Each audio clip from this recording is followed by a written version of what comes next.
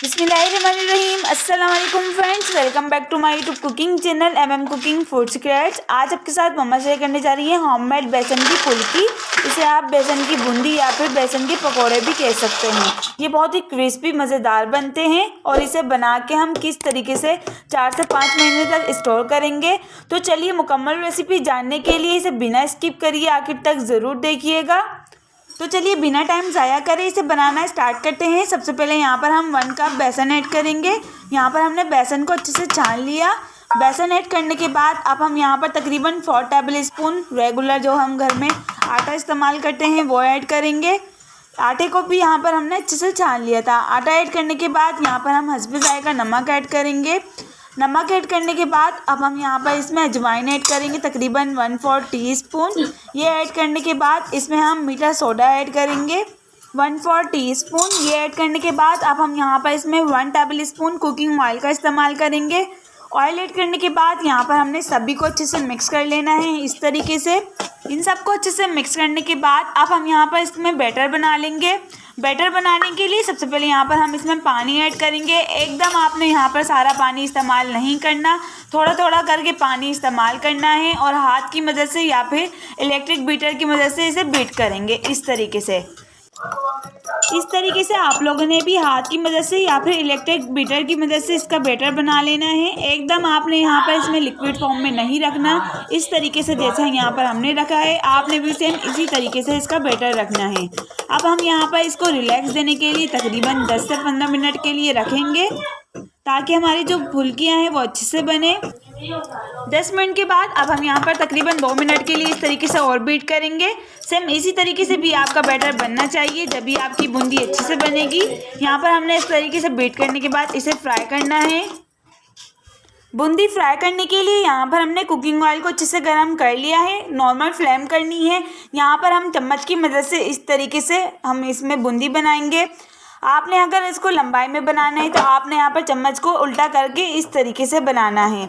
और आप लोग इसे फ्राई करने के लिए घी का भी इस्तेमाल कर सकते हैं। अब हम यहाँ पर इसकी बूंदी तैयार करेंगे। इस तरीके से आपने चम्मच की मदद से इसकी बूंदी बनानी है।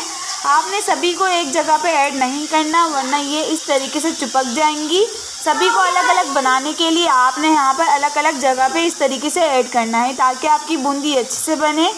सभी को यहाँ पर हम इस तरीके से ऐड करके फ्राई कर लेंगे तकरीबन 2 मिनट के लिए। 2 मिनट बूंदी को इस तरीके से फ्राई करने के बाद आपने यहाँ पर इस तरीके से मिक्स करना है। इसको मिक्स करने के बाद अब हम यहाँ पर इसे एक बर्तन में इसको निकाल लेंगे। क्रिस्पी और खस्ता बूंदी बनाने के लिए सेम इसी तरीके से भी आपने सभी स्टेप को फॉलो करना है, जब भी आपकी क्रिस्पी मज़ेदार बूंदी बनेगी। और इस तरीके से आप लोग बना के 4 से 5 महीने तक भी स्टोर कर सकते हैं। चलिए इसे जानने के लिए आखिर तक ज़रूर देखिएगा। सेम इसी तरीके से सभी बूंदी को हम 2 मिनट तक फ्राई कर लेंगे। सभी बूंदी को यहाँ पर हमने फ्राई करने के बाद इसे अच्छे से ठंडा कर लिया। 2 बर्तनों में हमने इस तरीके से इसे कन्वर्ट कर लिया। अब हमने यहाँ पर इसे क्रिस्पी और हार्ड बूंदी बनाने के लिए इसे दोबारा फ्राई करना है। चलिए अब हम इसे फ्राई करेंगे। बिल्कुल बाजार जैसी क्रिस्पी टेस्टफुल मज़ेदार बूंदी बनाने के लिए आपने यहाँ पर दोबारा इसमें कढ़ाई में ऐड करना है। नॉर्मल फ्लेम रखनी है और इस तरीके से आपने यहाँ पर इसे फ्राई करना है।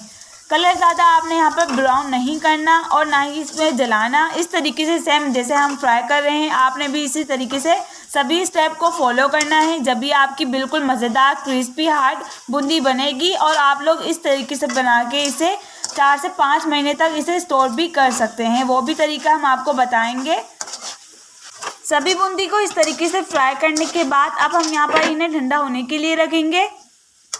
और अगर आप लोगों को ये रेसिपी पसंद आए तो प्लीज़ लाइक कमेंट शेयर ज़रूर करिएगा। कमेंट करके ज़रूर बताइएगा आपको ये रेसिपी कैसी लगी ताकि हम आपका शुक्रिया अदा कर सकें। इस तरीके से हम एक बर्तन में इसे ठंडा होने के लिए रख देंगे। 10 से 15 मिनट यहाँ पर हमने सभी बूंदी को अच्छे से ठंडा कर लिया है। आप यहाँ पर इसकी आवाज़ सुन सकते हैं कि कितनी क्रिस्पी मज़ेदार हार्ड बनी है। सेम बाज़ार में भी इसी तरीके से बनाई जाती है। आप लोग इस तरीके से बना के इसे एक बार ज़रूर ट्राई करिएगा। और अब हम यहाँ पर आपको इसे स्टोर करने का तरीका बताएंगे। आपने किसी एयर टाइट जार या फिर इस तरीके से एयर टाइट बॉक्स में इसे स्टोर करना है। और सभी स्टेप को आपने यहाँ पर ज़रूर फॉलो करना है, जब भी आप इसे बनाकर इसे स्टोर कर पाएंगे तकरीबन 4 से 5 महीने तक। आप लोग इस तरीके से बना के रमज़ान के लिए अभी से रख लें। रमज़ान में आप इसे चना चाट, दही बल्ले, दही बड़ों में आप इसका इस्तेमाल कर सकते हैं। इस तरीके से आप बना के इसे अभी से रख लें। और आप लोगों को होममेड बूंदी की रेसिपी पसंद है तो प्लीज़ लाइक कमेंट शेयर ज़रूर करिएगा। अपनी फैमिली फ्रेंड्स के साथ इसे ज़रूर शेयर करिएगा। इसी तरीके की अच्छी अच्छी रेसिपीज़ जानने के लिए चैनल को सब्सक्राइब, बेल आइकन को प्रेस करना मत भूलिएगा ताकि हर आने वाली सभी रेसिपीज़ की नोटिफिकेशन आप तक आ सके। जज़ाकल्लाह।